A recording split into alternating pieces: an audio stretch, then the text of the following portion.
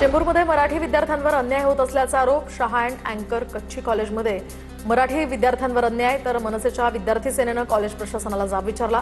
मनसैनिकांचा पालकांचा कॉलेज प्रशासनाविरोधात आंदोलनाचा इशारा। अभिनेत्री पूजा सावंतच्या वाहनाला अपघात, 3 गाड्या एकमेकांवर आदळल्या। सातारा जिल्ह्यातल्या काशेळ परिसरातली ही घटना। अपघातामध्ये सुदैवानं कुणालाही गंभीर दुखापत झालेली नाही। नंदुरबार जिल्ह्यातील 45% शाळांमध्ये सीसीटीव्हीच नसल्याचं समोर। विद्यार्थ्यांच्या सुरक्षेचा प्रश्न पुन्हा ऐरणीवर। शासनाचा आदेश धाब्यावर बसवत जिल्ह्यातील शेकडो शाळा सीसीटीव्ही विनाच। राज्यभरातील आरटीओ कर्मचाऱ्यांचा लाक्षणिक संप। आरटीओ कर्मचाऱ्यांच्या संपामुळे नोंदणी आणि परवाने थांबले। आरटीओ कार्यालय सुद्धा बंद असल्यामुळे नागरिकांना नाहक त्रास। वाहन नोंदणी, परवाने मिळवणे, दुरुस्ती परवाने, प्रतिनियुक्ती आणि इतर आरटीओ सेवाही यामुळे ठप्प। संत तुकाराम महाराजांच्या 341व्या देहू ते पंढरपूर या पालखी सोहळ्याची तयारी सुरू। यंदा पालखी रथ सेवेसाठी खिल्लार जातीच्या 3 बैलजोड्या खरेदी केल्या जाणार।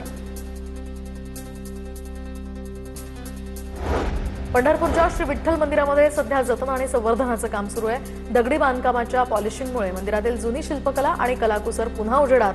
जवळपास 700 वर्षांचा इतिहास लाभलेल्या या मंदिराचं मूळ वैभव जपण्याचा प्रयत्न सुरू आहे।